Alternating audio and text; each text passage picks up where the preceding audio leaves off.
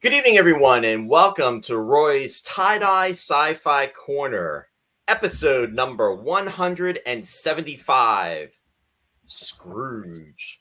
Now, this is a one-off that we're doing, one of many one-offs, because we are going to be discussing Is that for a the one-off? holidays. What was that, Ross? Is that a one-off if you're doing many of them? It's a one-off of a one-off. It's a one-off of the classic 1970 film Scrooge, starring Albert Finney in the title role. Now, with me tonight to discuss this classic is my friend, my co-host, the one and only, Mr. Ross Amico. Ross, welcome. Humbug. Hi, Roy. How are you, Ross? All right, just trying to finish my notes. That's all good. Hey, this is going to be a fun episode tonight. I've been looking forward to this. What better way to bring in the holidays than to talk about Scrooge, especially this version of Scrooge. So before we get started, I want to welcome our folks that are joining us. I see Randy Lee's out there. He's saying, "Bah humbug! Let's get this classic rolling." Randy was actually out there before we pulled the switch to start broadcasting live. Welcome, Randy. Great to see you out there. I also see Vince is out there. Hey, Vince. Good to see you out there. Hope you're feeling good and hope you're feeling better today. John, a.k.a. The Hague, is joining us from Pennsylvania.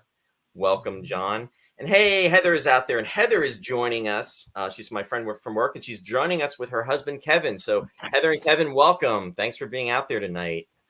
And Heather was telling me that her husband, Kevin, really is a fan of this movie, so I thought that was really cool. I see Martin is out there as well. Martin, welcome to the show. Good to see you out there. And Sue is also joining us. Sue is joining us from Massachusetts. Welcome, Sue. Good to see you as always. Great to see everybody. Christian is joining us from Canada. Welcome, Christian. Bill is out there. Welcome, Bill, my friend from the theater. Bill, welcome. And Bill is joining us from Harmony Township, New Jersey. Jeff Rubel's also out there. Welcome, Jeff. Jeff is joining us out from out west. And Colleen is also in the house. Colleen, welcome. And she's saying, hello, this is one of my favorite versions of A Christmas Carol. And Sean is out there too. Sean made it. He said, saw this film in Belgium winter, 84 to 85. Welcome, Sean. Great to see you out there as well. And I will be discussing the UFO connection a little later. Oh my goodness, my grade school friend from Wallington, New Jersey, Lisa Polaro, is out there. Lisa, welcome. And Lisa, I don't want to butcher your last name, so I'm going to say Lisa Polaro Sensever, and hopefully I didn't butcher it. So anyway, Lisa, great to see you out there. Thanks for coming in. And Jennifer Edison is joining us from Mississippi. Welcome, Jennifer. I bet you that's Herb, Ross. It's Matt.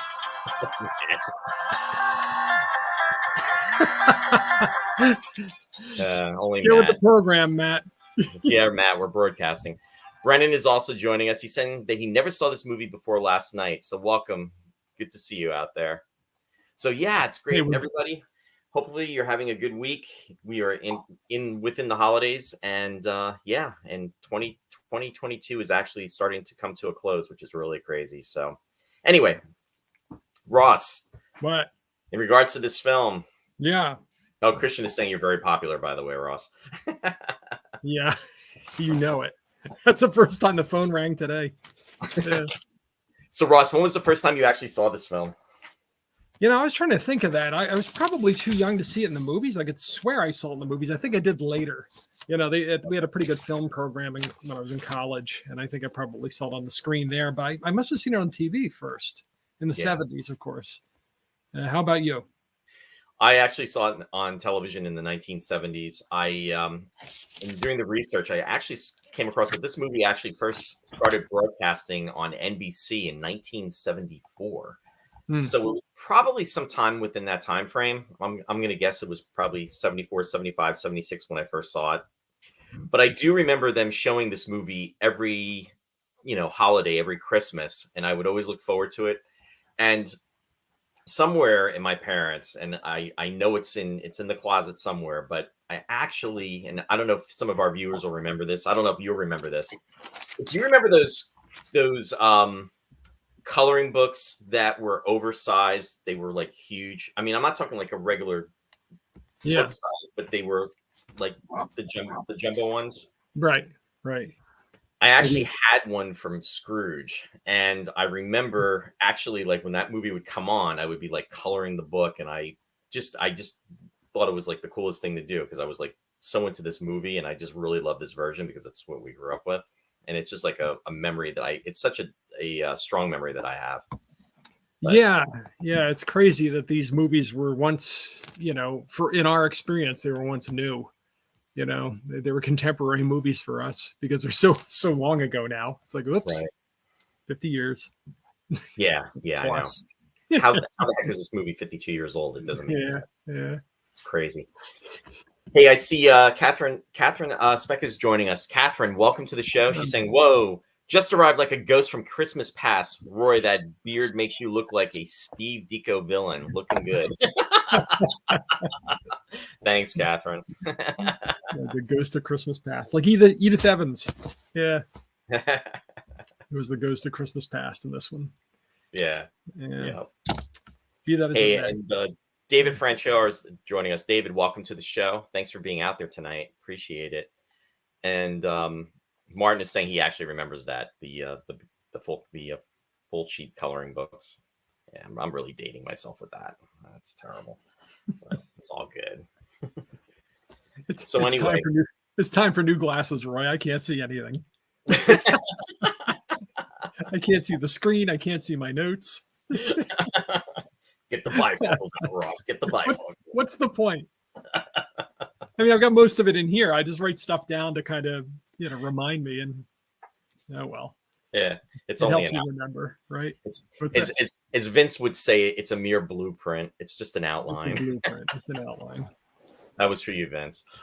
So yeah. Anyway, I'm just going to jump in real quick.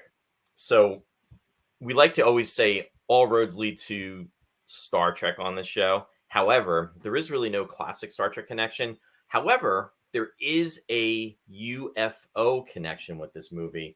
And I'm sure some fans of that series will remember that. And the actress Suzanne Nevy, actually, who plays Isabel in this film, was Mary Straker in 2 episodes of the UFO classic series, which I thought was really cool. And it's funny when I was looking at her, I'm like, I know this actress. I'm placing her, but I couldn't place her what I knew her from. So it was kind of cool when I did, I started digging around and I came across that. But yeah, so anyway, I want to welcome Dave Rash. Dave is joining us from East Stroudsburg, Pennsylvania. Dave, welcome. Good to see you out there as well tonight.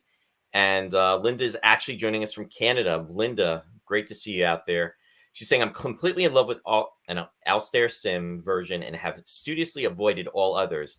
Only on account of the positive input here have I ventured to try this one. Unfortunately, today has been jinxed and I got started, but was able to get very far before the show started. That's all right, Linda. But hopefully you'll get a chance to watch it though. Yeah.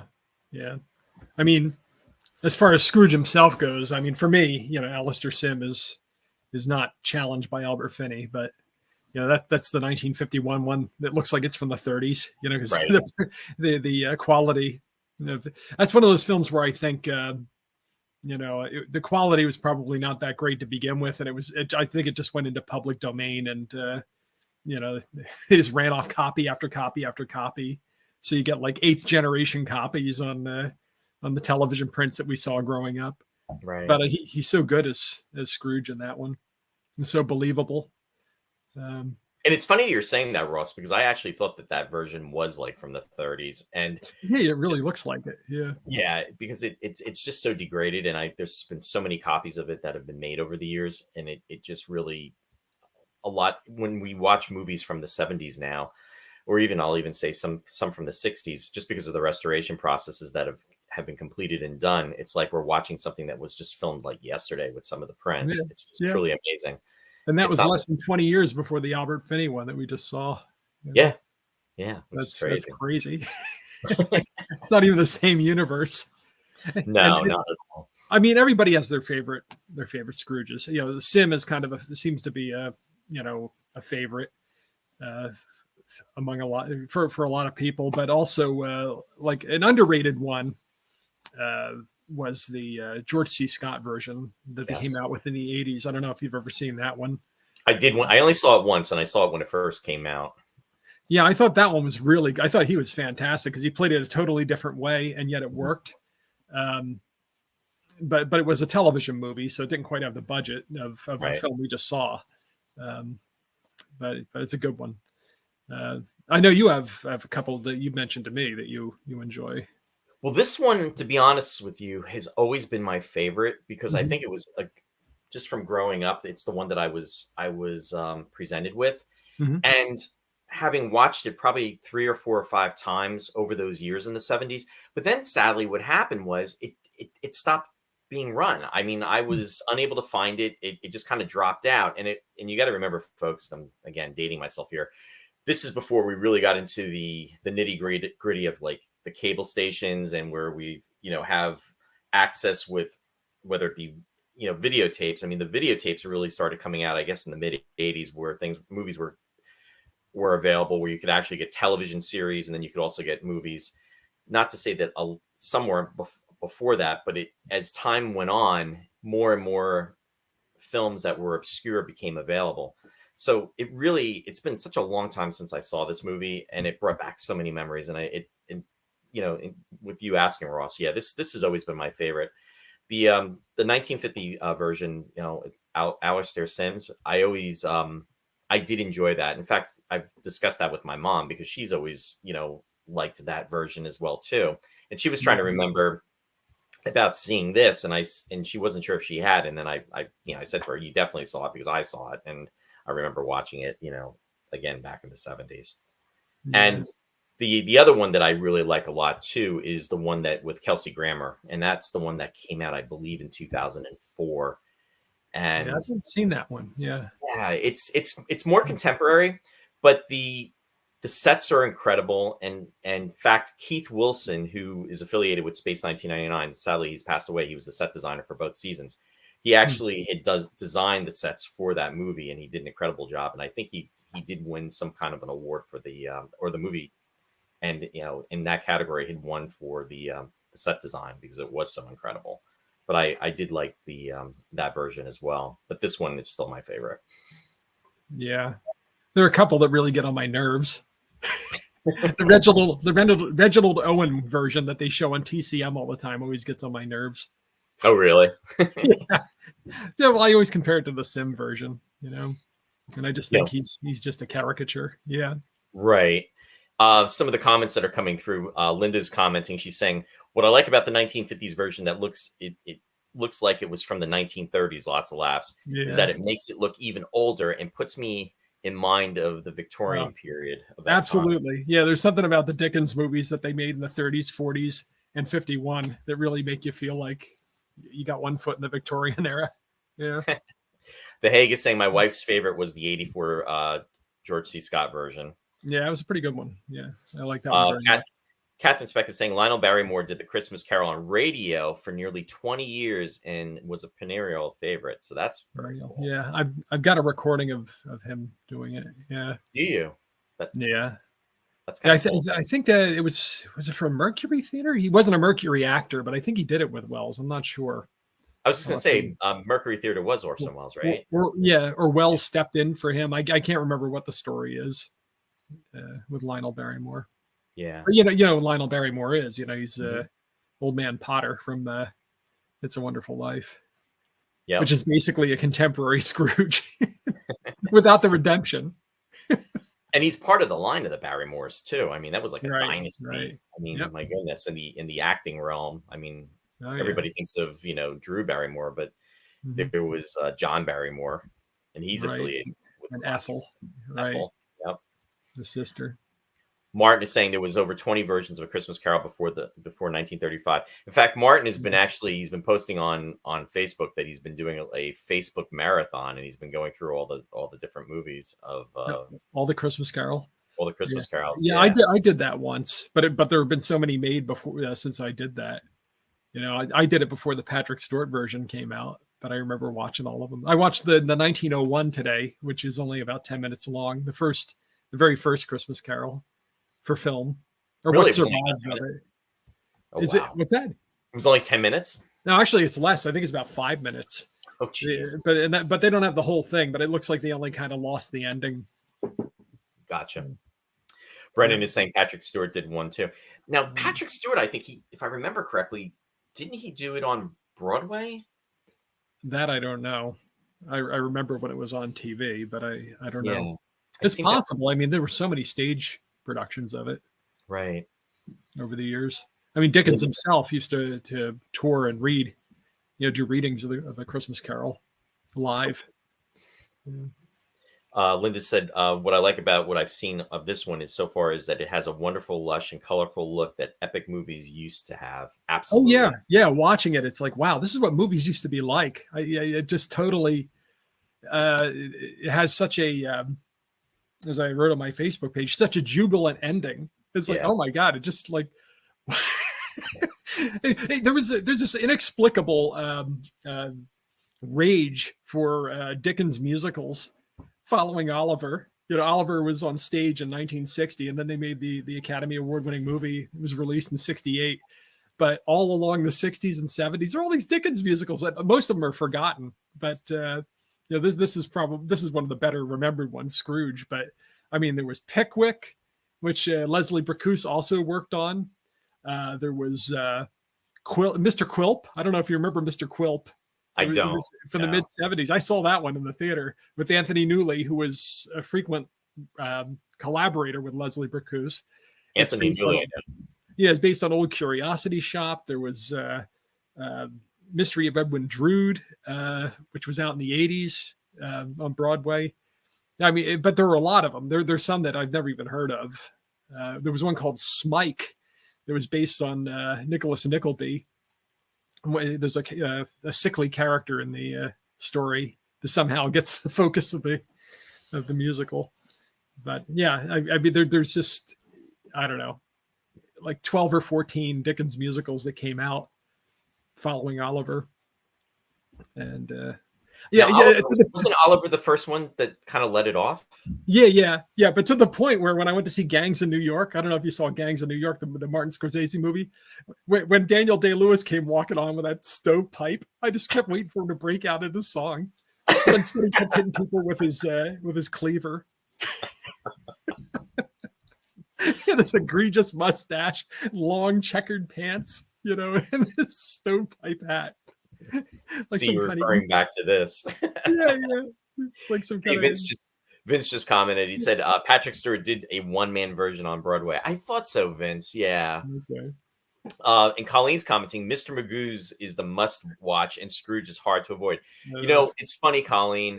That is also a favorite of mine. In fact, what Sherry and I have been doing is each night we've been kind of going through and we've been watching, whether it be what was it? The Grinch. We watched that the other night. And then we also watched Santa Claus is Coming to Town.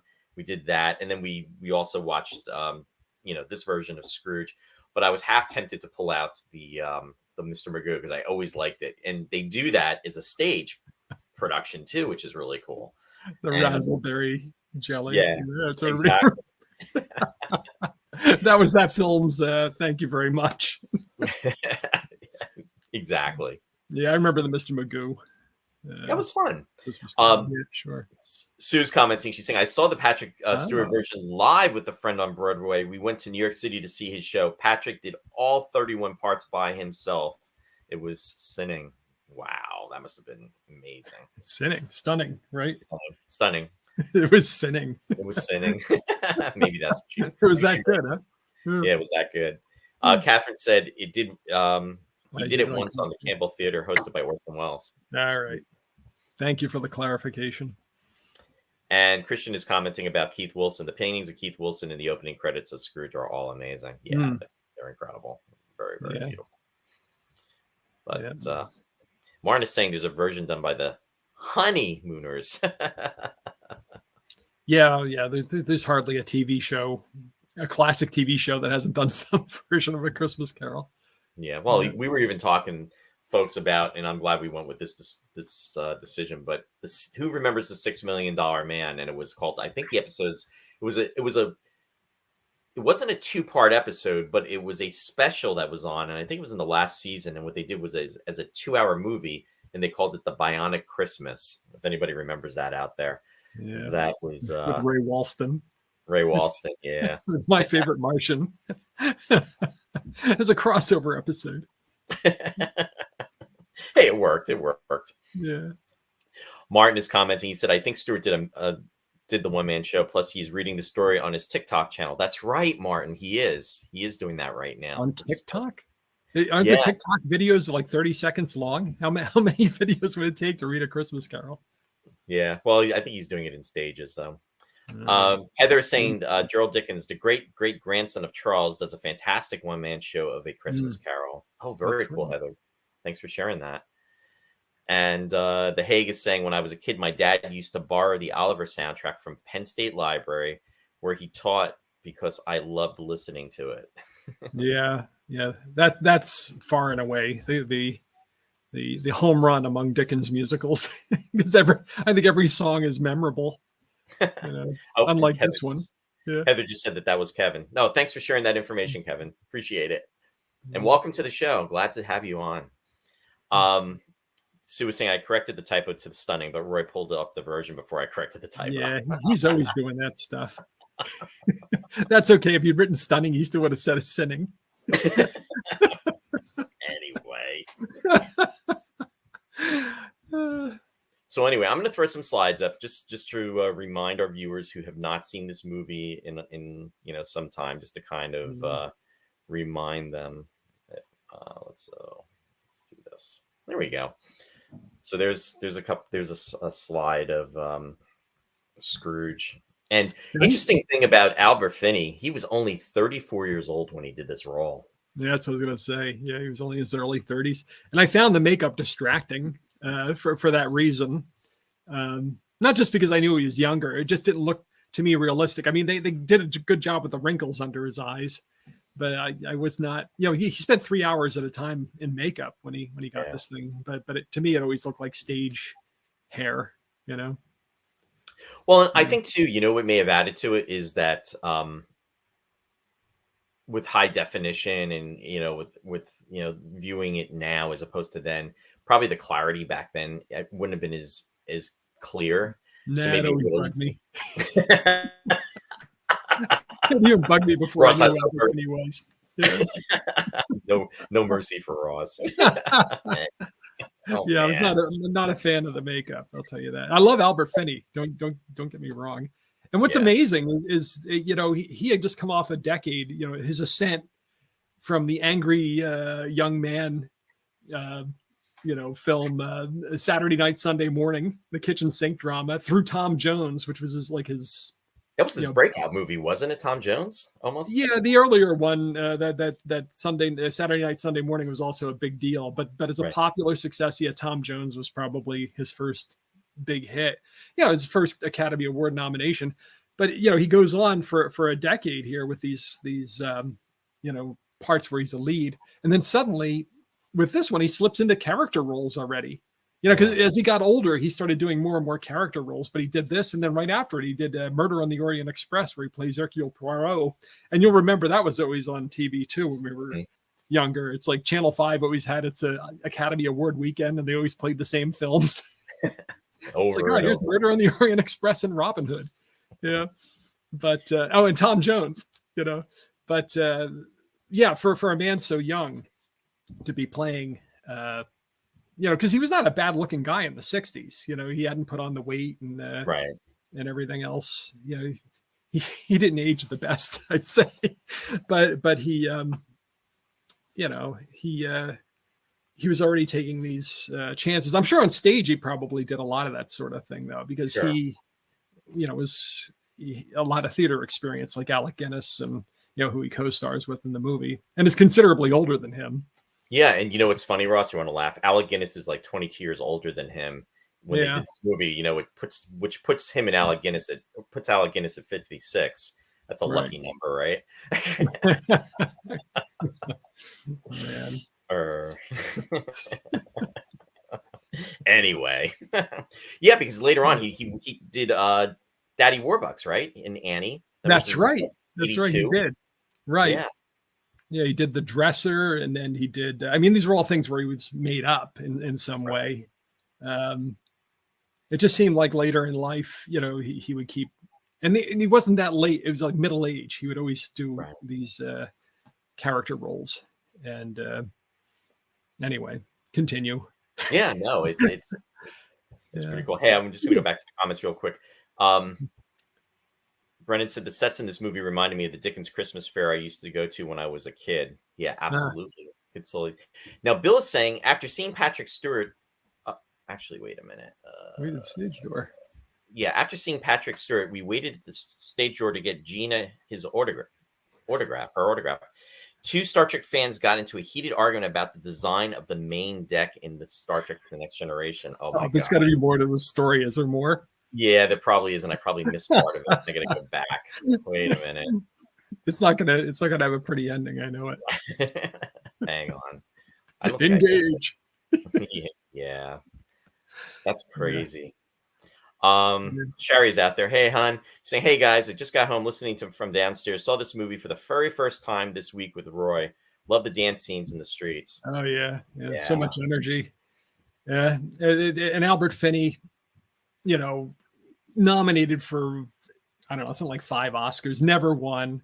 He had all kinds of recognition on the stage, but he's one of those actors that just transcends the accolades, the awards. In fact, he turned to, they tried to knight him a couple of times, and he just said, "No, I don't want it." You could stick it. Did he say that, Russ, or are you saying that?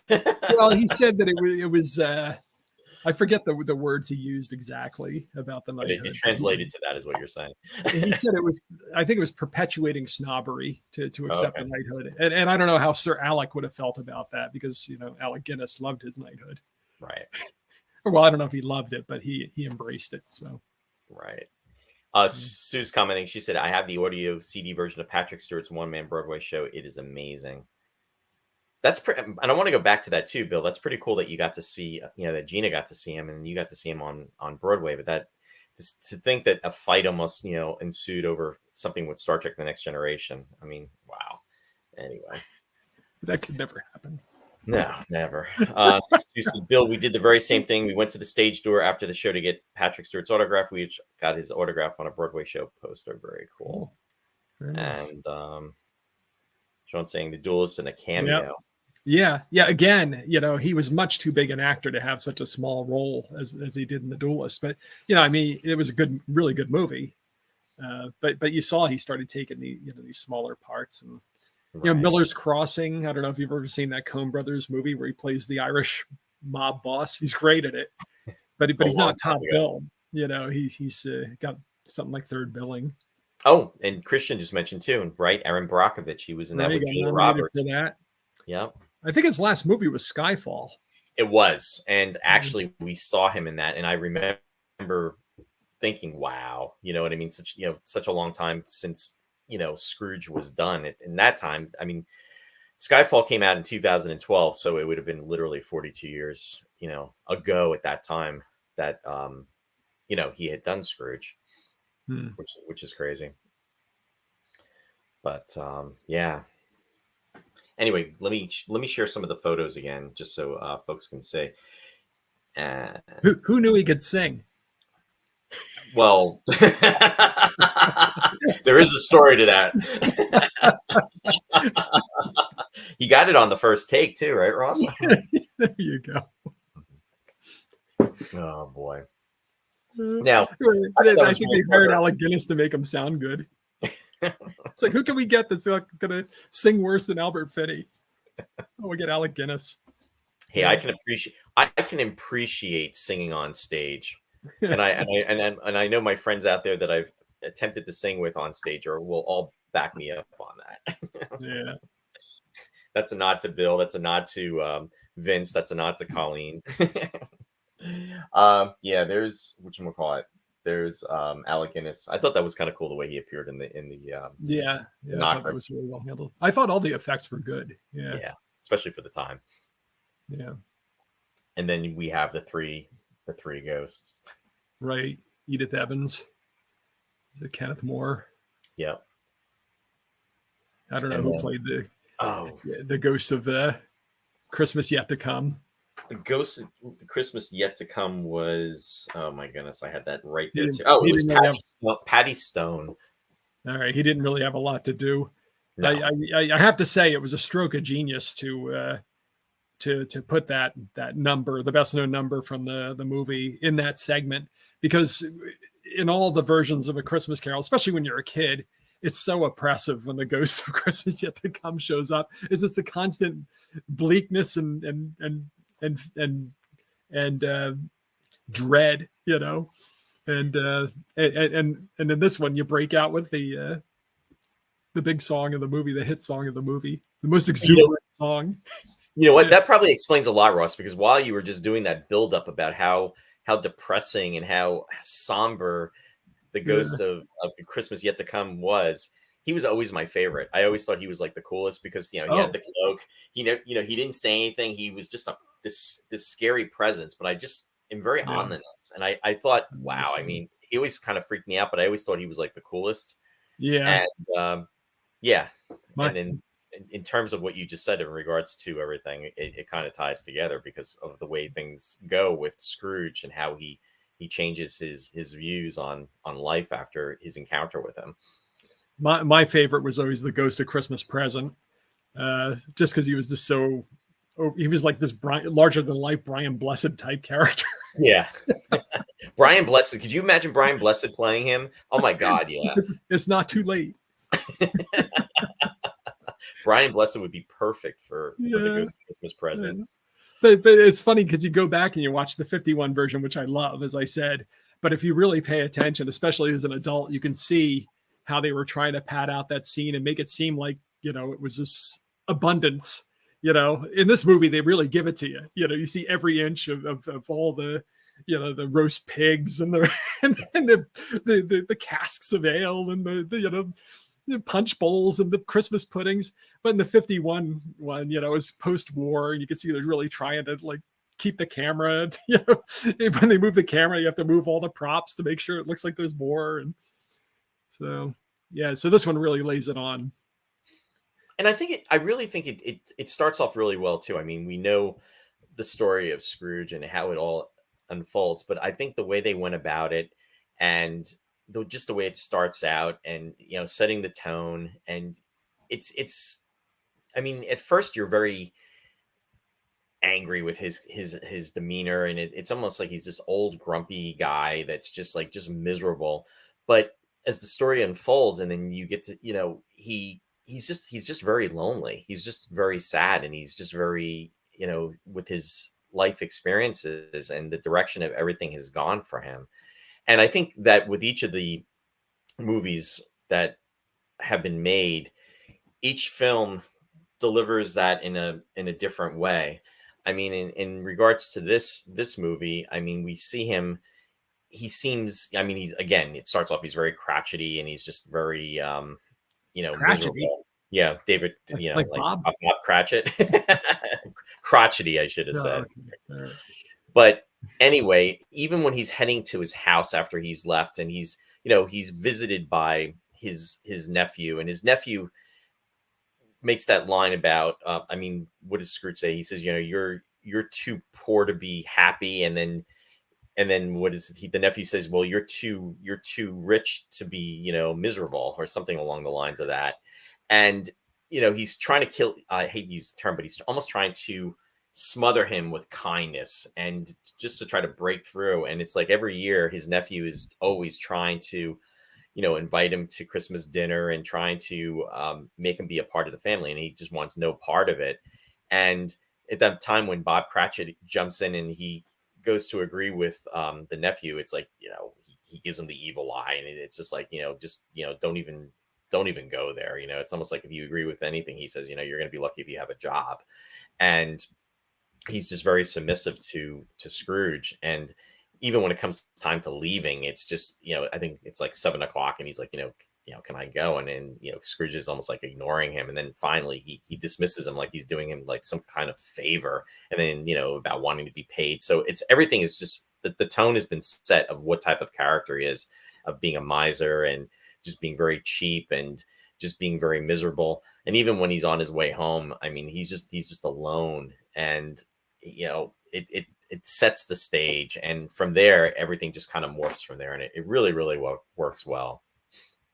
Yeah, yeah, and to greater or lesser extent in the different versions, like you said, all of the versions kind of convey this lonely character who's miserable, but to greater lesser extent, you start getting that kind of you get beneath the surface when he goes into his past and everything, and you kind of see that he's had these missed opportunities and made some bad choices, and there's that glimmer of regret, a little bit, and they try to get to the humanity of this character instead of in some of the versions, like I think the Reginald Owen one. I'm sorry, I keep slamming that one. I haven't watched it in a number of years because I dislike it so much. But I think he's kind of more of a caricature, because he is to an extent a caricature. All the Dickens characters are caricatures, but they've also got there's always something in there that makes them human.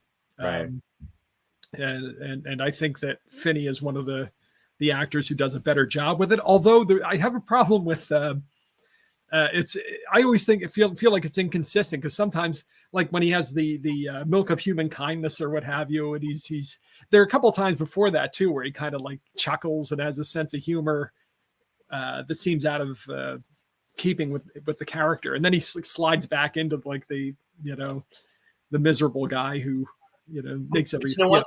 That's a really good point though about that, Ross. But I think part of that, and this is my interpretation of it, is that fun that he wants to have is like locked away because he's so bitter, and it's almost like the door kind of gets opened a little bit where it can come out because of the environment he's in. I mean, he's with a ghost when that occurs, and I don't know if you're referring to the one scene where they're going around the table and they're doing the song, and then it's almost like you're what's that game where you throw the ball and then you throw the ball to the next person and you try to right. And they're doing it with this, and he's trying to do that, and he really gets into it, and it's almost like he wants to have fun, but he doesn't allow himself. And they even go back to in the past when he was a child, and he's watching as his sister is on the carriage and she's going out, and again it's almost like he wanted to do that stuff, but maybe as a youngin, he really felt like he shouldn't be doing that or wasn't permitted to.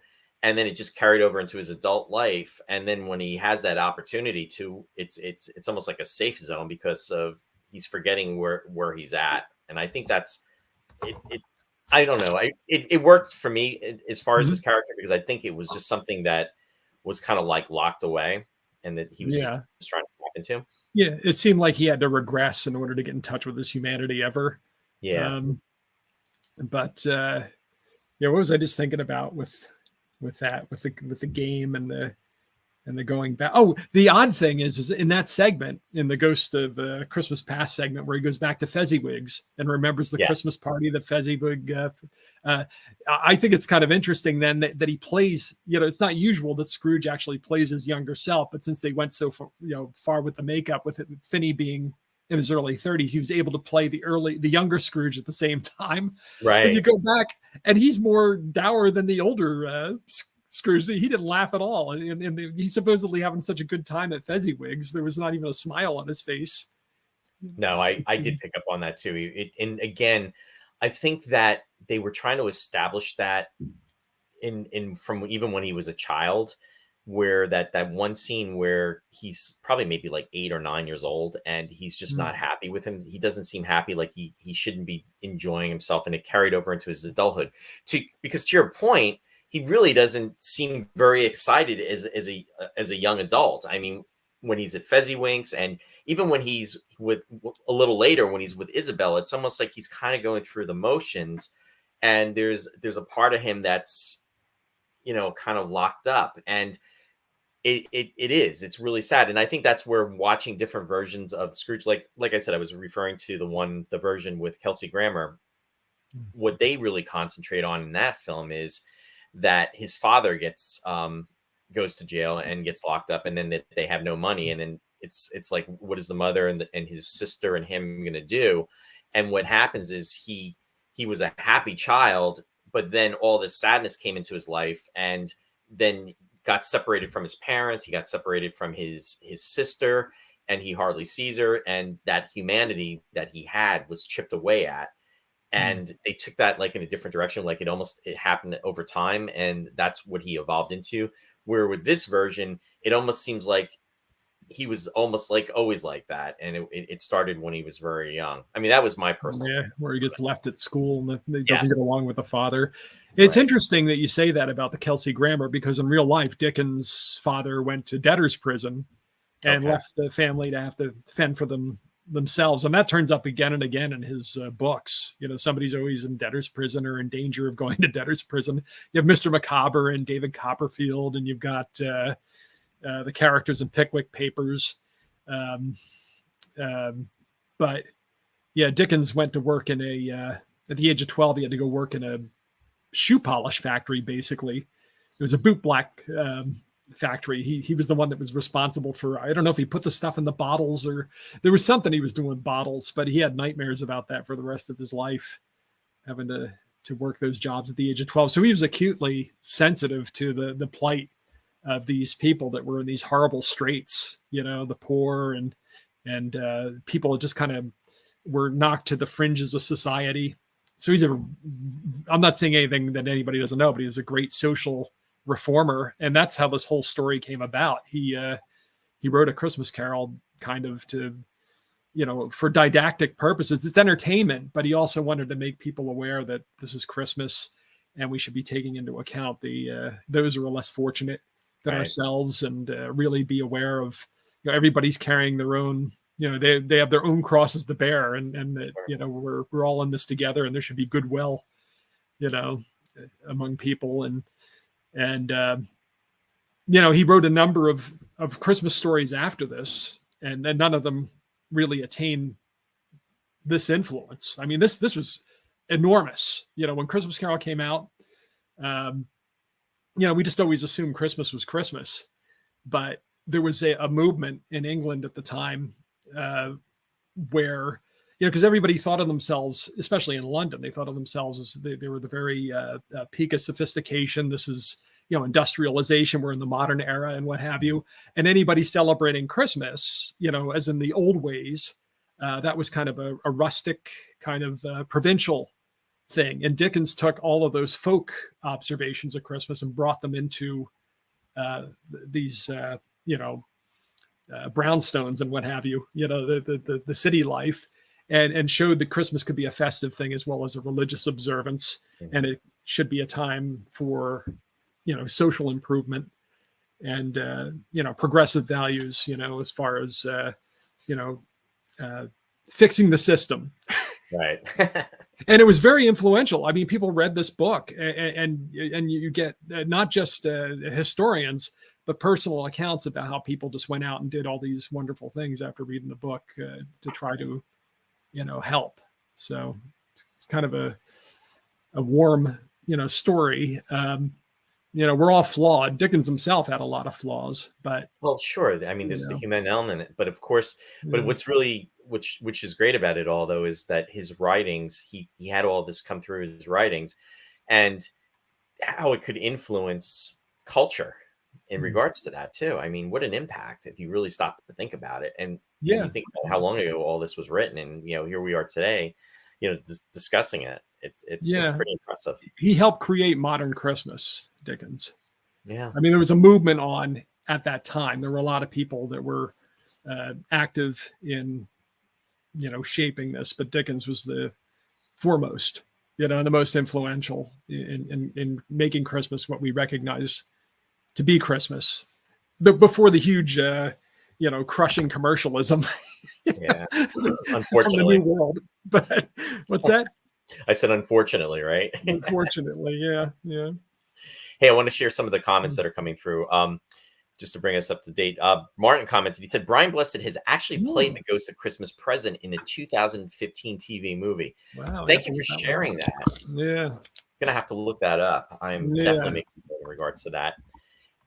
Colin Curlis is also joining us. Colin's joining us from the UK. Welcome, Colin. Hope you're doing well.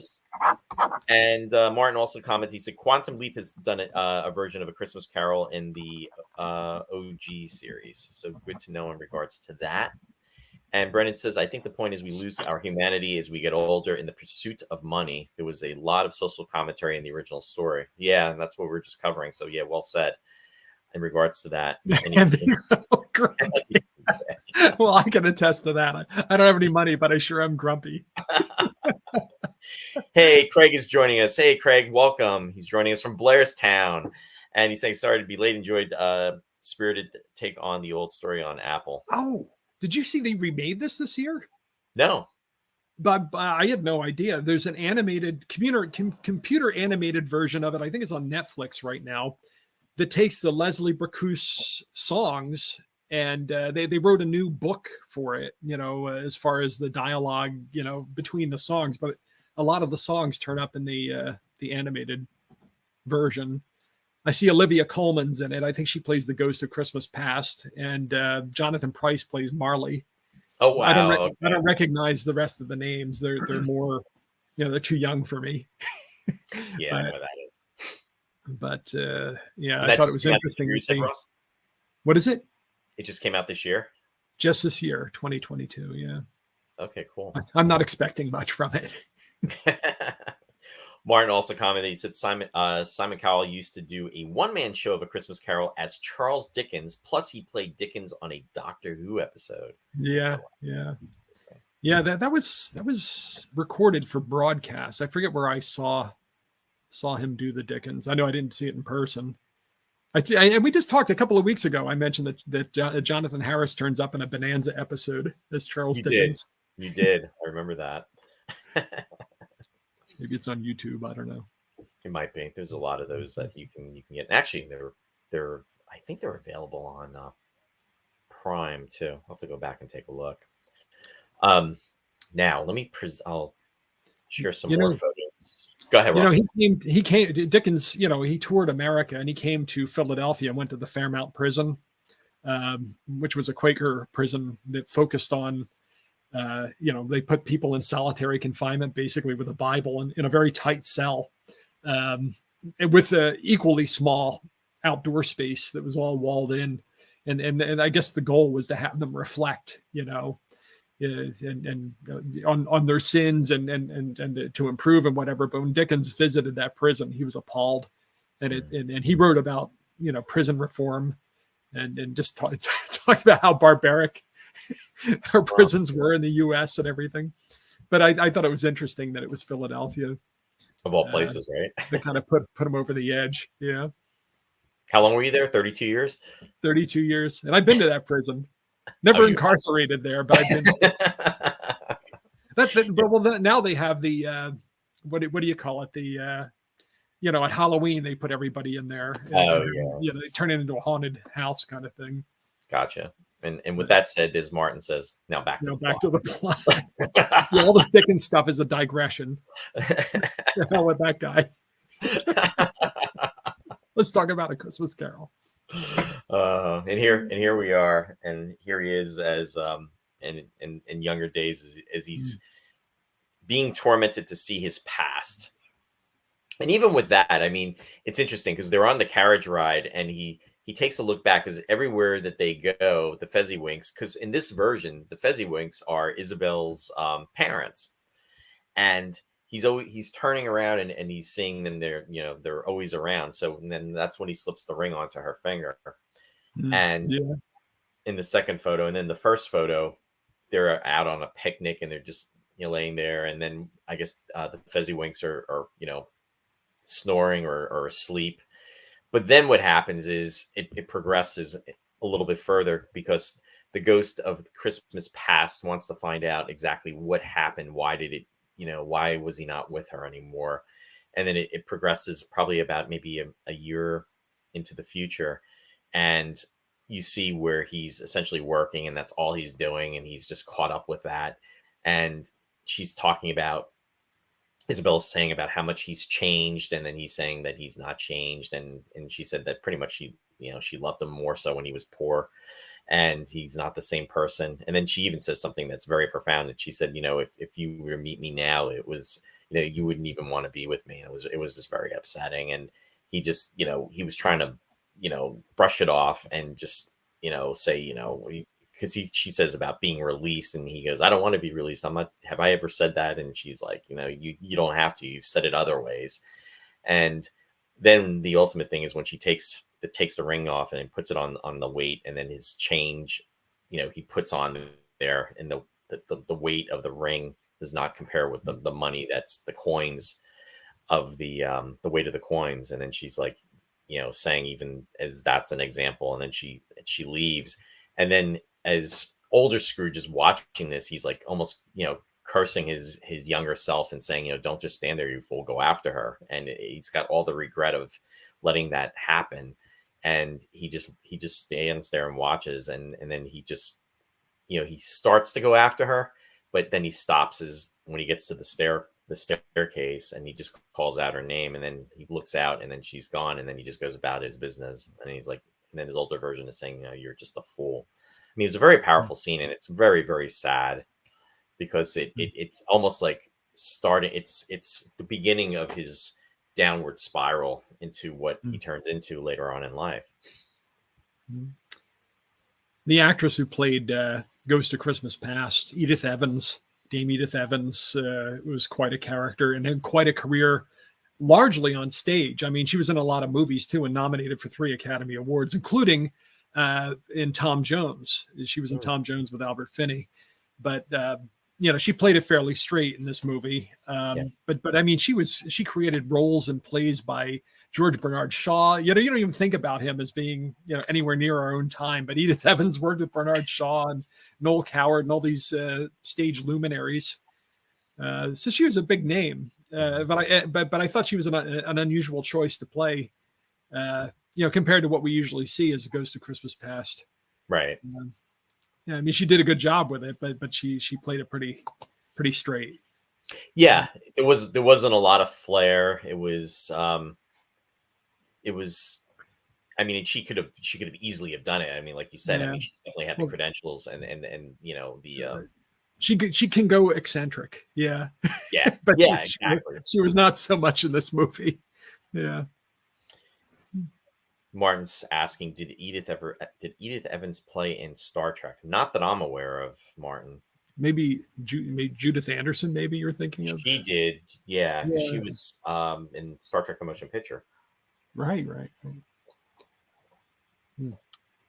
I'm having... Everybody drink. Yeah. whenever anybody talks about Judith Anderson, we have to have a drink. Look of kindness. It's this... It's the secret word. Yeah. I know. I thought about pouring myself some Christmas cheer, but I didn't. No, I didn't. I'd fall asleep in the next week for New Year's. Oh, there you go. It was too much to carry. Yeah. But anyway, so that was a definitely a powerful scene. And then eventually he leaves, and he wakes up with the Ghost of Christmas Present, and he goes through his life and everything in regards to what's happening with with Bob Cratchit, and with Tiny Tim, and everything he's dealing with in regards to that. And it's just a strong reminder of his life. Yeah. And Kenneth More, even though Ghost of Christmas Present is a jolly presence, and he's affable and everything, every once in a while he'll make a pointed remark, to kind of, focus Scrooge, he draws his attention to draws him back to the remark he made earlier about, if the workhouses, are full, they should, die and decrease the surplus population kind of thing. Right. Throwing his words back at himself, that kind of. But as we've seen in many film versions of this, now Kenneth More was a big star at a time. You recognize his face, you recognize his voice, even if you don't know what exactly you've seen him in before. Apparently, he was supposed to be in the Guns of Navarone with Gregory Peck and Anthony Quinn, and but I guess he got liquored up, and he wound up insulting the head of the rank organization at a public function, and he was supposed to play the David Niven role, but he got booted out, and they gave it to David Niven, which was a shame because he was, kind of floundering a little bit, and that would have been a good solid comeback part for him because he was a big actor post-war in the 50s and 60s. Well, 50s mainly, but anyway, it's as soon as I heard his voice, I knew, he was in a lot of stuff. Yeah. And interesting enough, I think he was only like 5'8", so he was on these like 12-foot stilts. Yeah, I never really thought about that. Yeah. So they had him on stilts in order to make him be a larger than life presence when he was around Scrooge. He too had done a lot of, he's English, so he did work in the theater. All of these actors, Edith Evans and Kenneth More, Albert Finney, Alec Guinness, they all had, deep theatrical. Which is why they're so much bigger than life, though, too. I mean, there's a lot to be said about, theatrical actors. I mean, or having the training from the theater. I mean, obviously, they're so different with the mediums. I mean, when you have theater, you have television, you have film, but you see it though with a lot of the classically trained actors, just how they command. They have a very commanding presence. Even the dancers in this movie, it's like, who dances like that? The thing that strikes me in the old days, here comes what is it? The Muppet Show again. Oh no. Statler Waldorf. Ranting about the old days. In the old days, when you had a movie musical, it was all about the choreography. It was about the dancers. It was about the choreography. And when they would cut, it would be to better show off the dance and to, kind of ratchet up the excitement. Now it's the editing is so breakneck. You don't know what anybody's doing. It's like that in the fight scenes too. But the musicals have just totally lost it. In here, they really knew how to ratchet up the excitement, and as I said, the jubilation, and it's the editing was all part of and the choreography and the performers. So there was so much energy, that you don't generally get in movie musicals so much anymore. I mean, they're rare anyway, but anyway, I kind of missed it. Especially at the end of the movie, I thought, wow, it just totally, even though I'd seen this movie a bunch of times, I haven't seen it recently, it totally took me by surprise just how far they used to be able to go in this kind of musical as far as creating that spirit, generating that energy, that you usually only get at a live show. Well, I think you brought up a good point too. I mean, when you're watching films now, the magic of I'll say, I don't want to say the special effects, but the magic of editing and the magic of filmmaking, it's changed. I mean, all of this was real. I mean, these were all actors or dancers doing these type of performances, and everything is choreographed to the T. Whereas now you don't know what's real and what's not. And not to say how long the takes go, and It just like with this stuff, the performances here, it's like they can digitally, you do a few measures, you digitally. They used to do that in the old days of LP too. But they'd have to do it with a razor blade and tape. They didn't do it as much. Now with the temptation is there to make everything perfect all the time, and in the process they kind of bleed the soul out of it. Right. And this one very definitely had this humanity and joyousness that you don't get in movies anymore. No, I mean, and I don't want to jump to the ending yet, but I mean, it was so powerful, and it puts you in a good mood. I mean, you yourself even were commenting when you did your teaser that you did yesterday, and you always do them so well. But you were saying you weren't really like in the greatest of moods, and you watched the film, it actually brought you into a better place. I mean, I'm not quoting you, but I think if it achieved that, it's doing its purpose, which is really, really great. If it made Ross feel better. Martin commented, he said, "A golden idol has been taken from his heart more than love can." And that's when he was asking. No, that was actually, and Christian was thinking on time from Star Trek. That was Sela Lofsky. That was actually Mrs. Peter Lorre. Mrs. Peter Lorre. Yeah, exactly.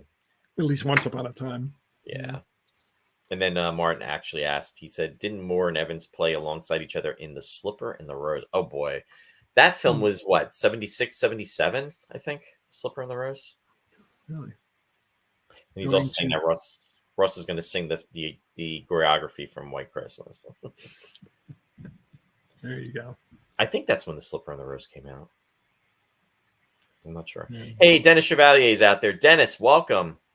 Hope you're doing well. Thanks for joining us tonight. And what's the Hague saying? The Hague is saying the endings to movies today are joyous. The end of the last Avengers movie where Stark dies. Hilarious. Oh, well, I guess I won't have to bother seeing that one. Way to go, John. Yeah, I probably wasn't going to see it anyway. Probably wasn't going to see it anyway. Oh, maybe they'll bring him back. Bring him back alive. Right, Ross? It's a comic book, so why not? That's what they do. Oh, so many of the actors, the actors and crew in this movie had connections to each other in other movies and to Charles Dickens. It's crazy. Yeah, I just from the whole Leslie Bricusse angle, he did an earlier musical called Pickwick. He was a creative partner with Anthony Newley. Anthony Newley played the Artful Dodger in the 1948 version of Oliver Twist that David Lean directed. It wasn't a musical, but it occurred to me, okay, so he was in Oliver Twist as the Artful Dodger. Who played Fagin? Alec Guinness. Oh, jeez. And who played Kay? Or Nancy, rather. Who played Nancy? You know, the Bill Sykes' abused girlfriend. Well, she's not really abused. He kills her, but she always stands up to him. There's a spoiler alert for you. But who plays Nancy? But Kay Walsh, who plays Mrs. Fezziwig in this version. Wow. And Ronald Neame, who directed the movie, produced Oliver Twist and co-wrote the screenplay. You know, he worked with David Lean on that movie. So it's weird that all these connections, you know, so many years after Oliver Twist. And Great Expectations. Ronald Neame also worked on that with David Lean as a producer and was nominated for an Academy Award for it. And then I said Anthony Newley then went on to... Did I lose you? What's that? Ross? I'm here. Uh-oh. Can you see me Ross, or not? you froze. Can you see me? Yeah, there you are. That was weird. Well, I got excited. I melted it.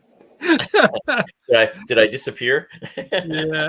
I was just saying Anthony Newley then went on to do Mr. Quilp, which was the old Curiosity Shop musical in the 70s.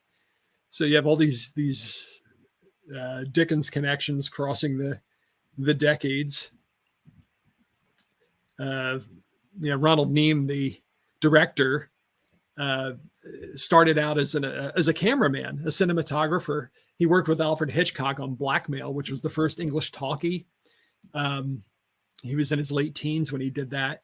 Then he became involved with David Lean and was his cinematographer. But then he started writing and he was the producer. And then he became a director. He worked with Alec Guinness on all these Ealing Studio comedies in the 50s, including The Horse's Mouth, which, again, Kay Walsh was in that with Alec Guinness, the one who plays Mrs. Fezziwig in this. So it's a small island. It seems like all the actors in England worked very closely together at that time. Oh, and it's funny you're saying about that because I thought that was very interesting because he had Ronald Neame had quite a career. I mean, when you think about it, because he was he was dealing with special effects and working on films doing that, and then he switched or cinematography and special effects, and then I think he actually won an award for one of those movies too. He was nominated, or was nominated, like you were saying, and then went into directing. And I mean, it's a very impressive career, and he lived to be 99 years old too. Did you read his secret to his longevity? Yeah, it was all the alcohol that he was drinking. And then the doctor was saying if you drank less, you would actually live longer. And then he outlived the doctor. Yeah. They wanted to know the secret to his longevity. And he said 2 large vodkas for lunch and 3 large scotches at night. And they said, you know, Ronnie, you'll live longer if you don't drink as much. He was like 95 when he told this story. But he outlived all his doctors. It's kind of like what Peter O'Toole used to say that he gave up exercise. Oh, he said the only exercise he ever got was walking behind the hearses of people that told him he should be exercising.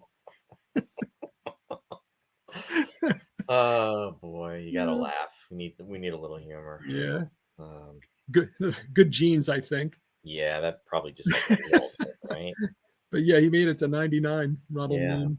Bless him. Wow. And the movies he worked on is like such a crazy array of films.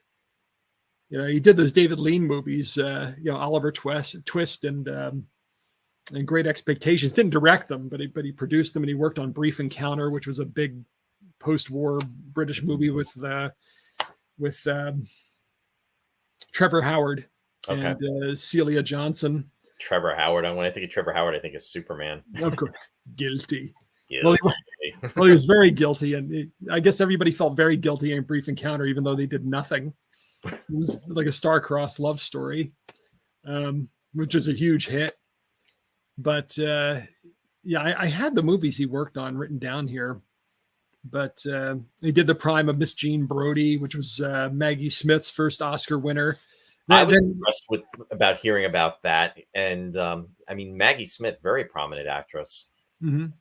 Oh, he did those Ealing comedies with Alec Guinness is what it was. Mm-hmm. Did The Horse's Mouth, and he did The Card, which is like a social climbing comedy where Alec Guinness rises up through the ranks of society thanks to the kindness of all the women in his life. He did The Poseidon Adventure. That was the next film that he did right after this one. Oh, was it really? Yeah. It was an enormous hit for him. And then sadly, later on, he did Meteor. Which we've discussed on the show. How do you go from David Lean to Meteor? But there you go. Oh, yeah. He did well for himself, though, for a, he just had a really starry career, working with Hitchcock and David Lean. Yeah. That's quite a career, Ross. I mean, think of it. He was 99 when he went, and think of all the things he'd done. And think of all the things that we yet have to do. Yeah. Well, he didn't start out as an assistant cameraman. He was a message boy for Elstree Studios. So he started at the bottom. He basically started in the mailroom, and worked his way up. He had an appreciation. Those are the folks that usually do very well. Yeah. But yeah. Time to start getting into the mailroom. Time to start sorting some mail, Ross. Never too late, Roy. Never too late. I think I hear my calling. You don't want to work in the mailroom this time of year. Yeah, remind me to start on January 1st. Yeah, exactly. I just had a premonition. The mailroom, yeah. I bet you the post office needs help now, right? Yeah, we're digressing, folks. It's all that. What was that called again, Ross? That happy milk of human kindness. Yeah, making you a little giddy. Yeah. Roy forgot he's a miser. Brennan, to everything that might have been. No, and then my response to that, Brennan, is to everything that was. That's a famous quote from Space 1999. Black Sun. Anyway. The Hague. I just sent all the Santa Claus letters to the courthouse.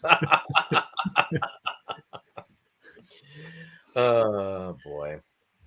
Let's see. And John, shouldn't it have been The Poseidon Adventure sunk and Meteor was a hit?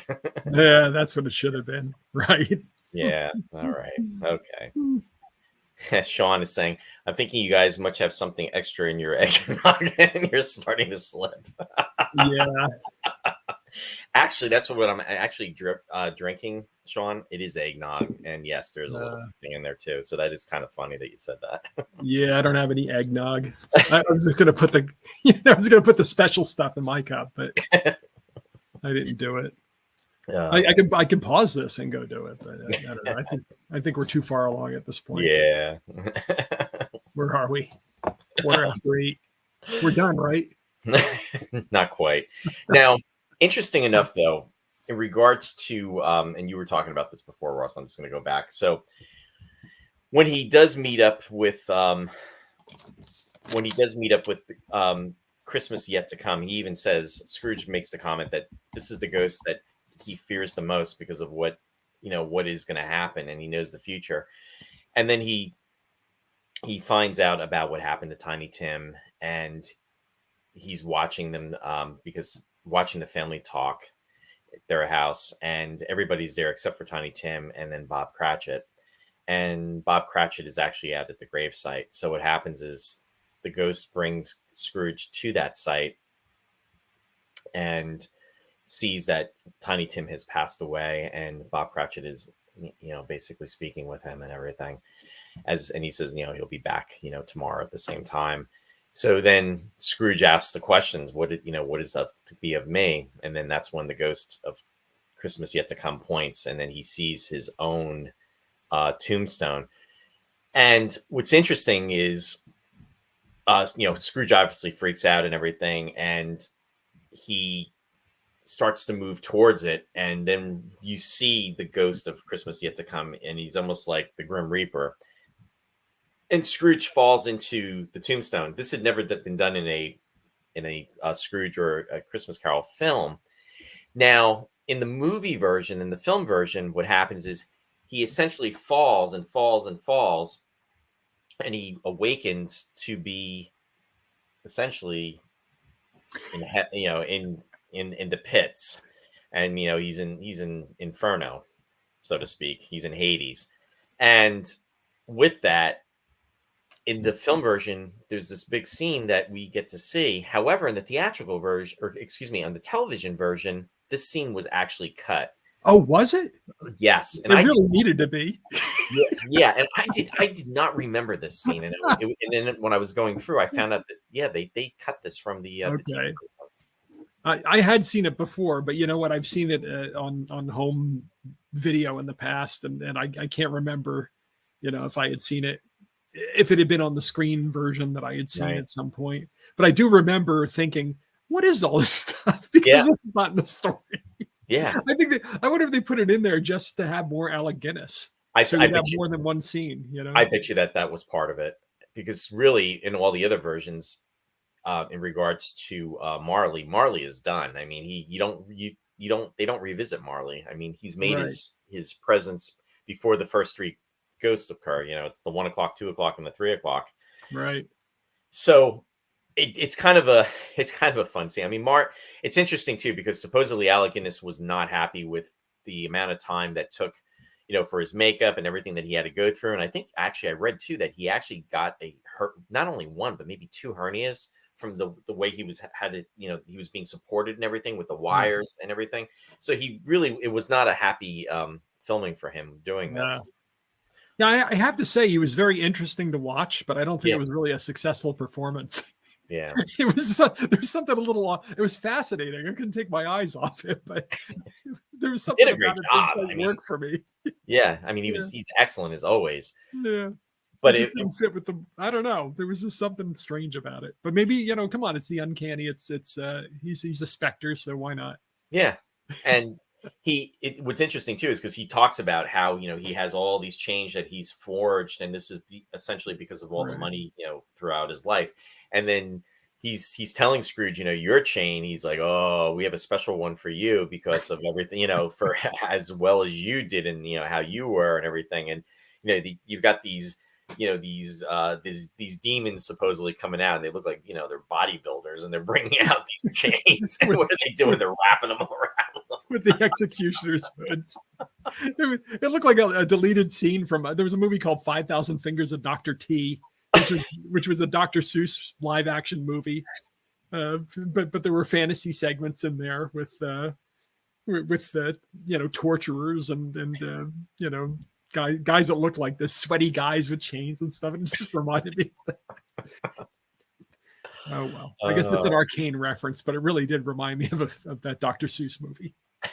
Martin says Marley's the warm-up act for the other ghosts. Yeah, he is. Never thought of it like that, but it's true. Yeah, no, that's a good point.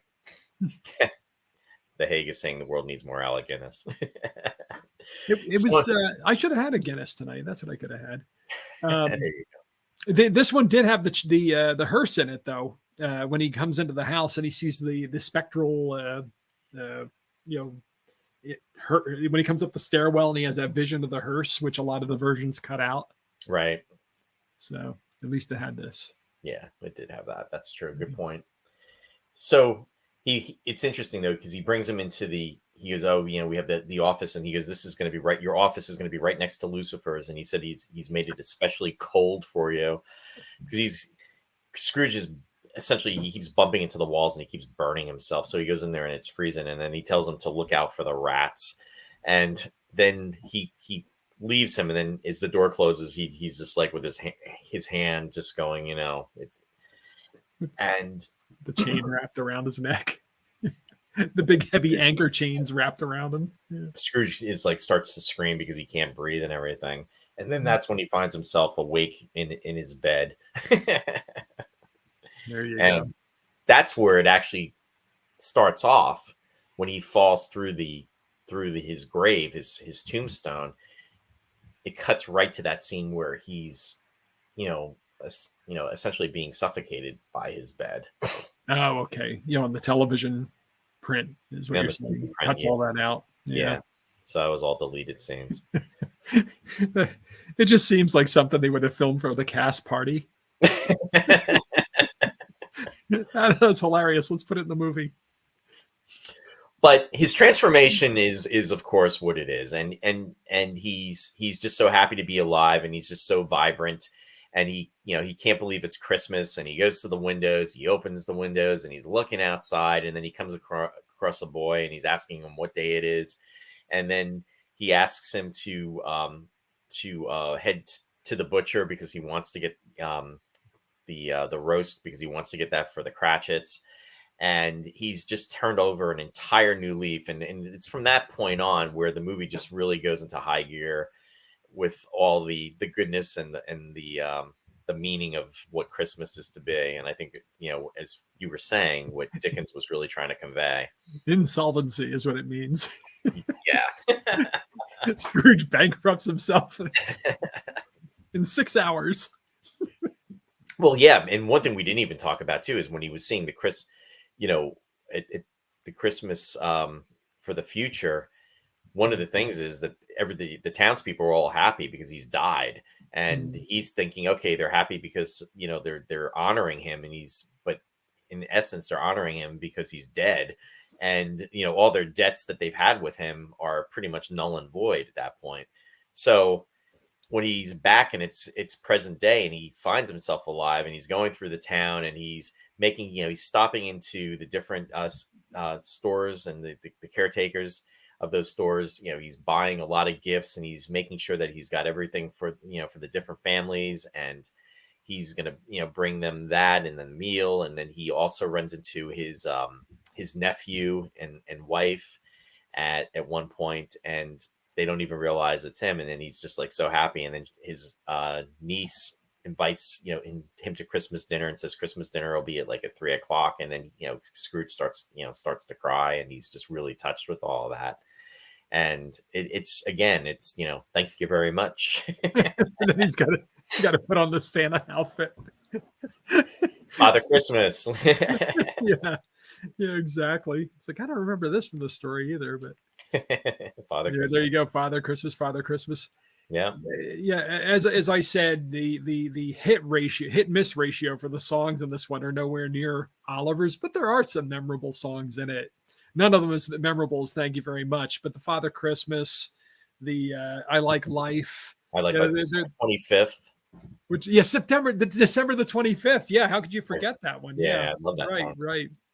Yeah, and the guy who played Fezziwig, it was Lawrence Nesmith, the guy who was in well, he's in a lot of stuff, but he was in Jason and the Argonauts. You remember Argus, the guy that was always like sitting in his diaper on the Argo. I didn't realize that was him though. That's funny. Yeah, it's like, hey, it's Fezziwig. It's Argus. Yeah.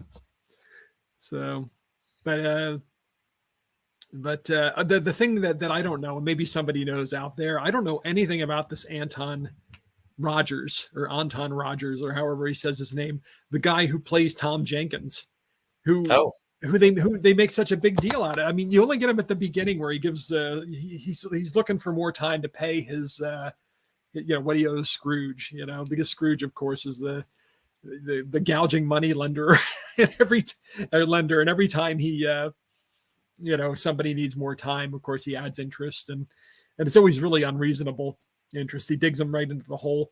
But you get that at the beginning, and he offers to give him all the gruel or whatever, the soup, for a year if he allows him to postpone his payment. But he comes back and he has the biggest song in the movie, that Thank You Very Much. And he's such a natural song and dance man, but I see nothing in his credits to indicate that he has had any career in that. If anybody knows, I guess my question is, if anybody knows if this guy did anything in dance or anything, let's know. Or how he got that part, because from the film and television credits I'm seeing, it didn't look like he did musicals. And he seemed the natural. I mean, they all did. Yeah, right. He was Nesmith, I think, was in The Persuaders. Yeah, Argus.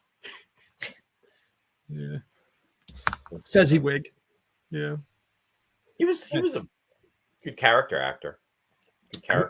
Lawrence Nesmith or Anton Rogers? Yeah, no, Nesmith. Nesmith. Yeah. Oh yeah, he was in a lot of stuff too. He had that face. As did Michael Medwin, the guy who played Harry, Scrooge's nephew, even though his nephew's Fred. Yeah, he was actually why they make changes like that. Yeah. He was actually older than whatchamacallit. Oh my goodness, Albert Finney. Oh, was he? Well, there you go. I guess so. Which was kind of an irony. Yeah. I'm going to share the screen again one more time here. I think everybody was older than Albert Finney in this movie. Yeah, right. Ironically. Yeah, there he is drinking the cup of human kindness. Yeah, the cup of human kindness. But then there he is with when he reveals who he is, because at first the Bob Cratchit and his wife don't even know that it's him, because he has the Santa mask on or the beard, and he pulls it down, and she almost like faints when she sees that it's him, and thinks that he's gone crazy, and he's he hasn't gone. I haven't gone crazy. And then there's them cheering and going through that final number was incredible. But what was interesting too, Ross? He's doing all that, and then the town is continuing to do it like behind him, and then what happens is he kind of goes off, and he looks like he's ready to have a heart attack. You know what I mean? From doing all that. And it was like, wow, just the way I don't know, it was just the way it was staged. It just seemed kind of awkward for me. He was winded.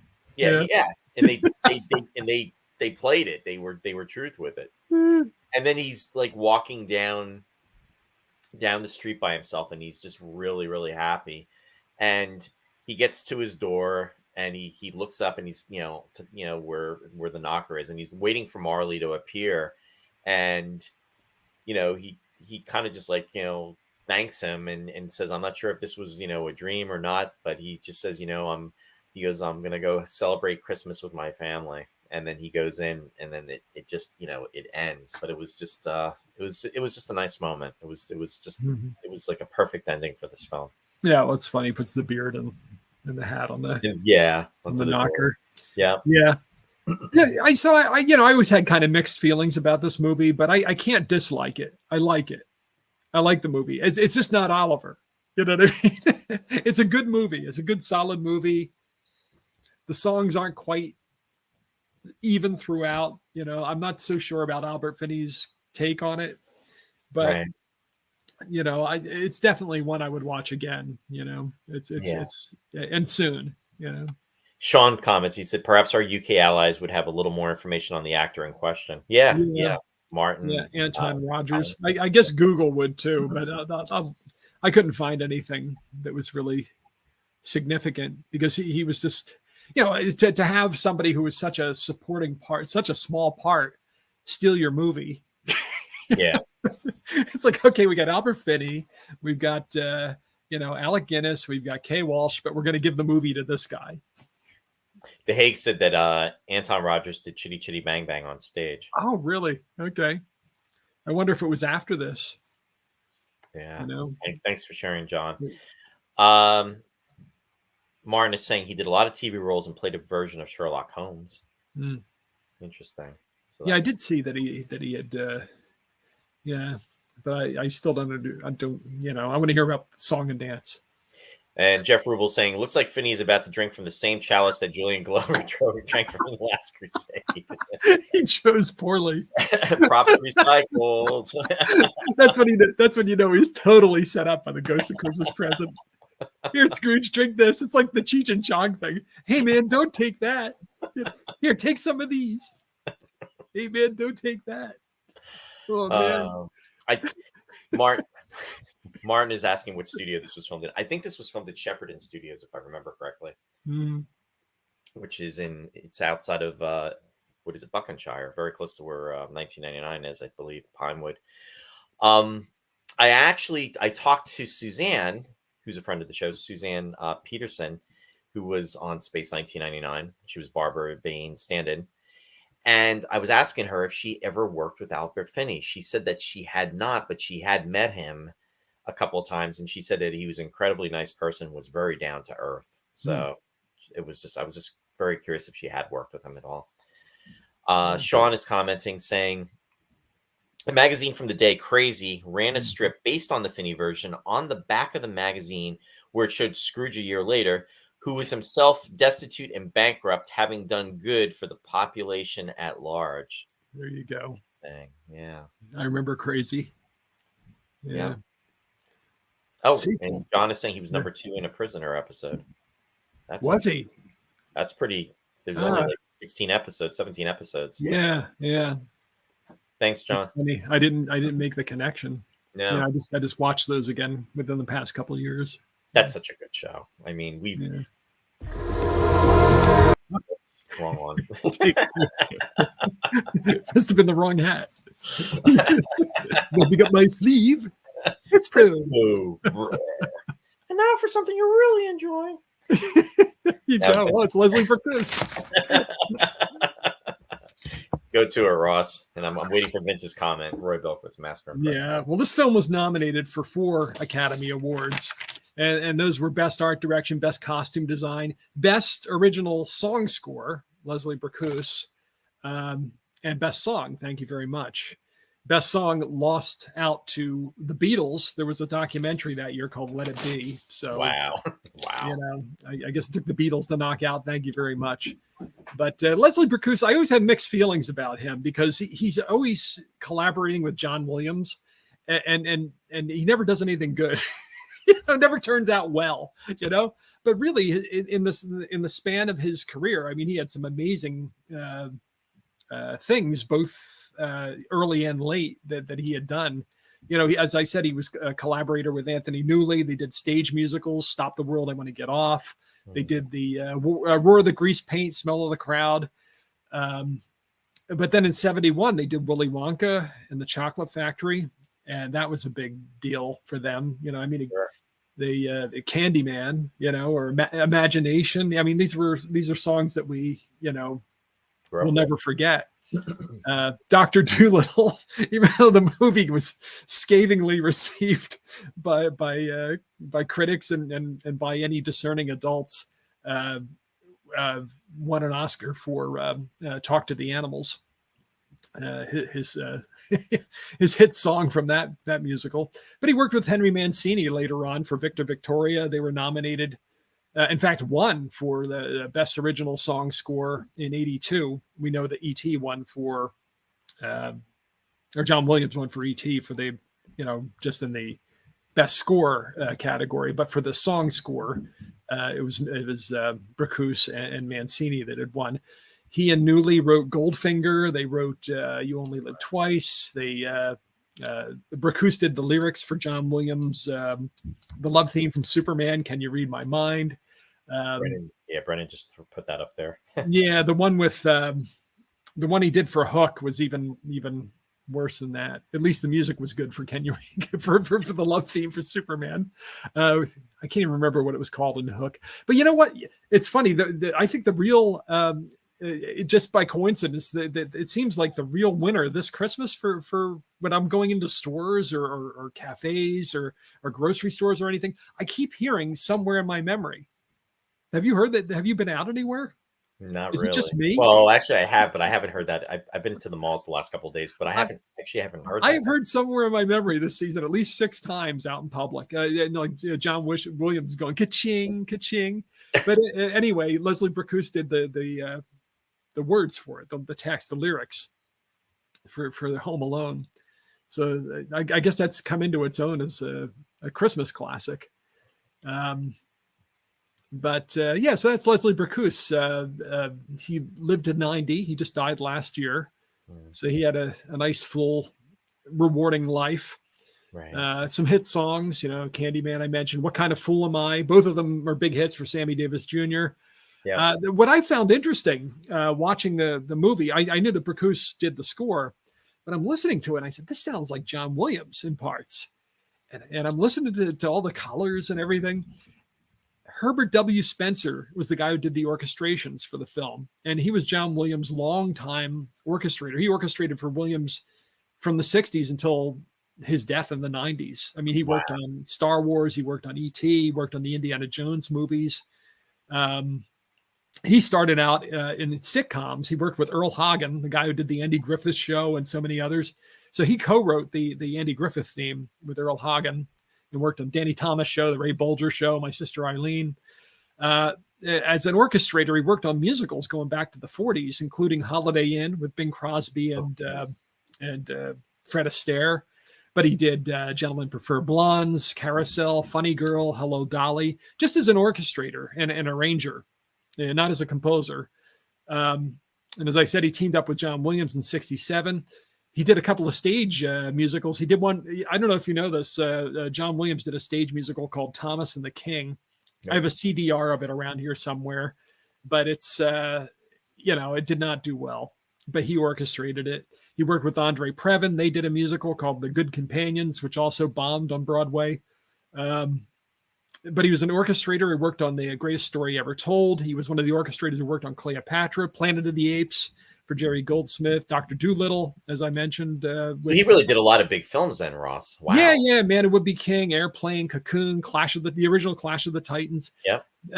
Sometimes he didn't get any credit at all, but if you pay attention in the end credits, it'll often have, you get the composer's name would always get the credit at the beginning in the old days. Now they don't give any credits at the beginning, but in the old days, you get the title at the beginning of the movie, and then in the end credits, as the credits are rolling up, it'll say orchestrations by, and Herbert Spencer would often be in there as one of the orchestrators.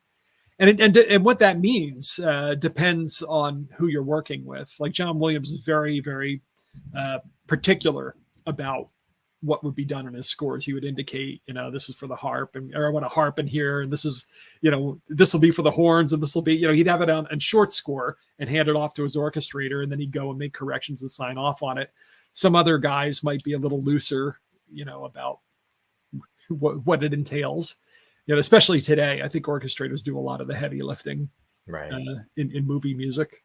If there's even an orchestra, so much is done on computers now. But those are the two big guys. Ian Fraser was the guy who did the arrangements in between the songs, and he's been around for a long time too. A name you'll see if you pay attention to end credits of movies. Now, is he still alive? Ian Fraser? Yeah, I don't believe so. I can't tell you definitively, but I don't think he is. These guys would have been very old. Herbert Spencer's not around anymore. Yeah, he died in the 90s.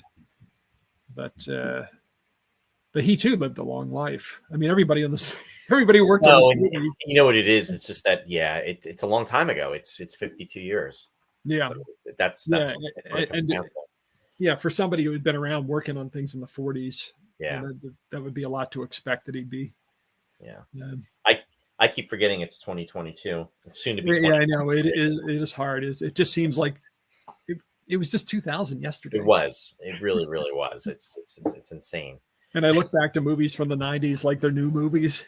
You know? Yeah, exactly. I just saw the other day the Titanic, the movie you never saw, is 25 years old now. It's like, what? Yeah.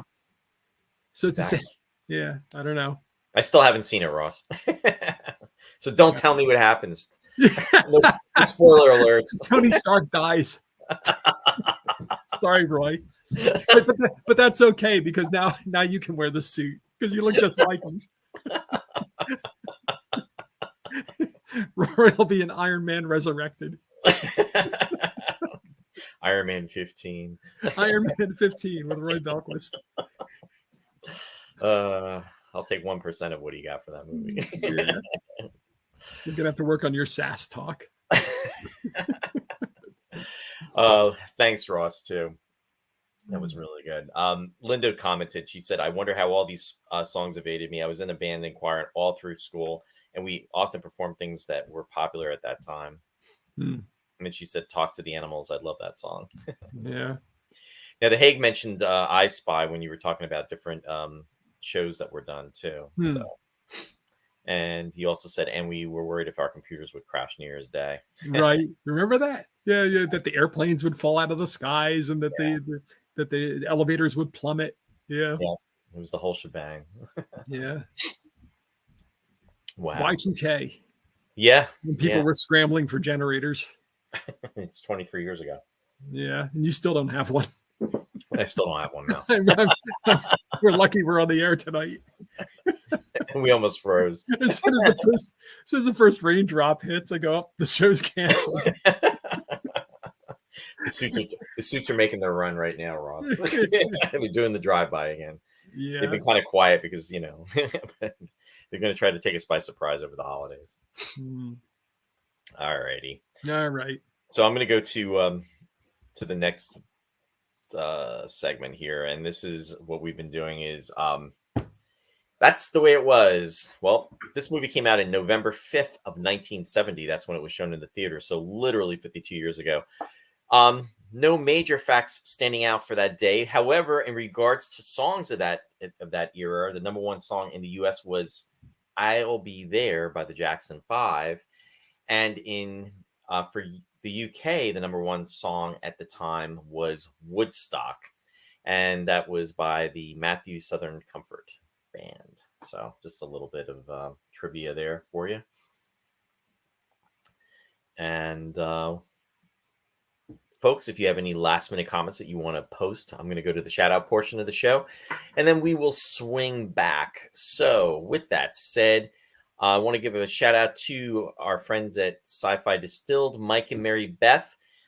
They actually are going to be taking a hiatus next week, so they will not be on. However, they are going to be returning on Wednesday, January 4th at 7 p.m. Eastern Standard Time. And their discussion is going to be Planet of the Apes. They are going to be actually doing the movies in the Planet of the Apes series. They're going to start with the first one, which was back in 1968, and they're going to work their way through it.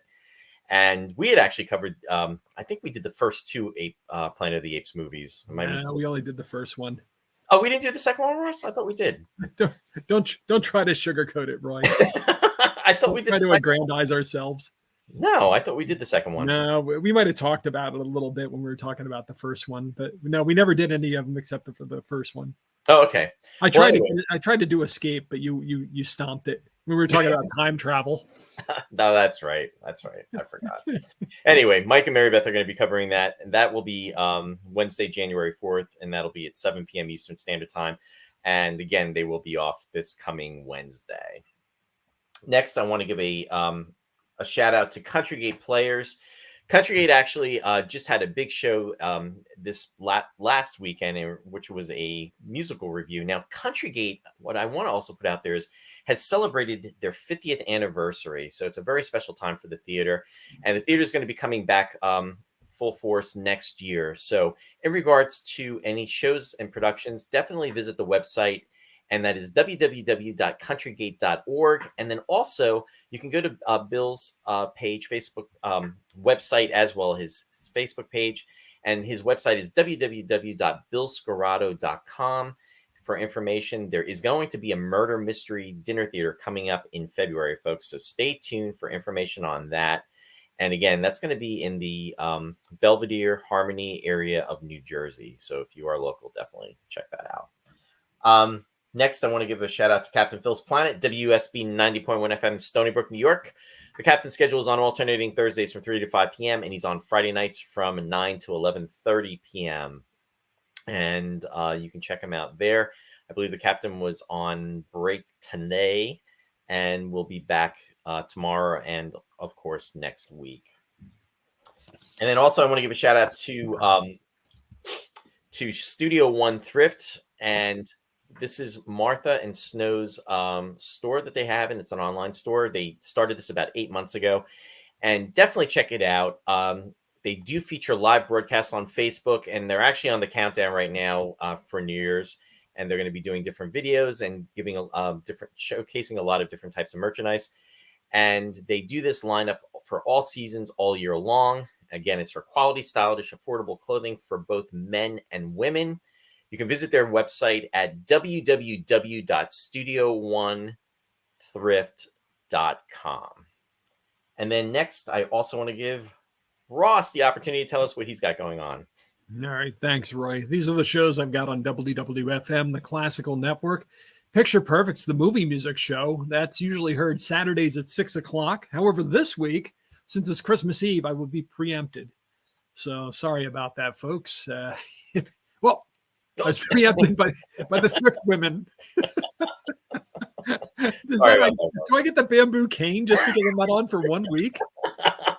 All right, we're through with you, loser. And you see me in the gutter drinking the Woolite. I think it's time for you to drink some human kindness, Ross. I know. I fall on hard times and you kick me. Kick me when I'm down. Anyway, no movie music this week, but I'll be back the week after, Saturday at 6. If you want to go back and check out any of the older programs, they're posted as websites or webcasts on the website at wwfm.org. The Lost Chord, which is unusual and neglected repertoire, classical music. I will be on Christmas night. I found out I'll be on an hour later than usual, 11 o'clock. So I'm Christmas cleanup batter, if you will. And I'll be presenting an hour of English music, all of it relating to the Nativity. I have Hubert Parry's Ode on the Nativity, and then I have Ralph Vaughan Williams' Nativity play, The First Noel, which has a lot of familiar carols in it. It's a great piece. So that's a good way to wrap up Christmas. It starts around 11:30, but the program will start at 11 o'clock on the Lost Chord this Sunday. And if you miss it, I don't know if anybody wants to go back and listen to it after Christmas, but there are 12 days of Christmas. You can go back and listen to it at wwfm.org later in the week. Thanks, Roy. Oh, and I'll write about it on my Facebook page, but on Christmas Day, who cares?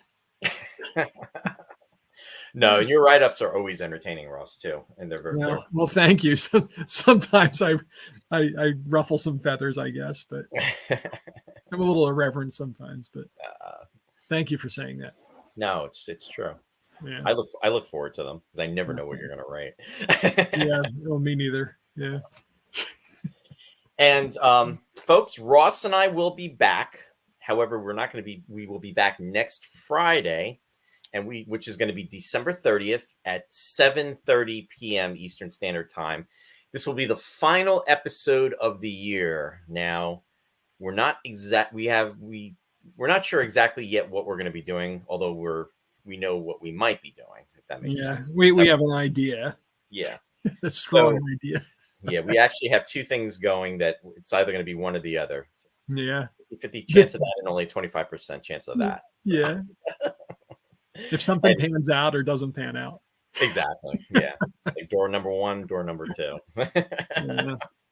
But anyway, we will be here next Friday. So that's December 30th, again, 7:30 p.m. Eastern Standard Time. So stay tuned in regards to that. And we wanted to just take the opportunity just to say Merry Christmas, Happy Hanukkah, and Happy Holidays to everyone out there. So, we're hoping you're doing well. And no matter what you're doing, that you enjoy your time.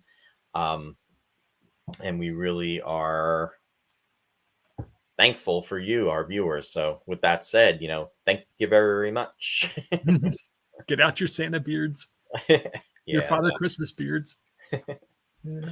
we really appreciate it, and we hope you enjoyed the show, and just stay safe. Happy holidays, and yeah. Any last words, Ross? Well, I mean, I'm appreciative that people tune in week after week after week after week. I mean, I don't know how you do it, why you do it, but I mean, we were doing it twice a week. People were still tuning in.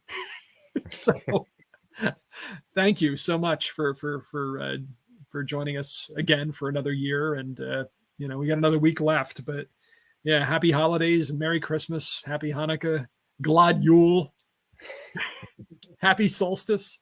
Yeah. I'm gonna go crazy. I'm so Yeah. festive. I'm feeling so festive right now, Roy. Oh, it's that time of the year, though. It's nice. Yeah. No, but thank you, folks. We really appreciate your viewership, and we're looking forward to. I mean, the show's going to be starting its 4th season.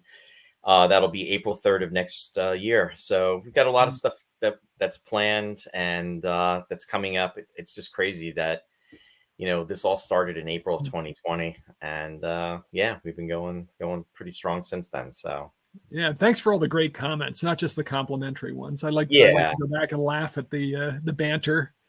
In this, I don't get to read all of them. Well, I get to see more of them now that that you're flashing them up on the screen. But it used to be I couldn't see any of them until after the show. So right. So no, it's good. See, technology is taking us to the next level, Ross. But it's more of an interactive thing. I can see what's Yeah. going on. There are always side conversations that are very entertaining. Well, and that's just it too. And we really wanted, that was something that was very important when the show was being developed, to make sure that the audience was going to be a big part of it, and not just us conversing. We wanted it to be the whole picture, and that was the plan right from the out of the gates when I came, coming up with this whole thing. And it's crazy. Like I said, it's literally been almost 3 years since this started, but it's nice that it's interactive. I mean, obviously folks can tune back in later on to see, in case they've missed a show. You can always listen to it or watch it at another time. But while it is, if you do have the opportunity to watch it while it's actually live, it's nice to have everyone engaged, because that just makes it that much more fun and interesting too. And we all get to learn a lot from each other. So with that, anyway, live long and prosper. Merry Christmas, Happy Holidays, Happy Hanukkah, and we'll see you next time. We'll see you next week. Take care. Take care. Good night.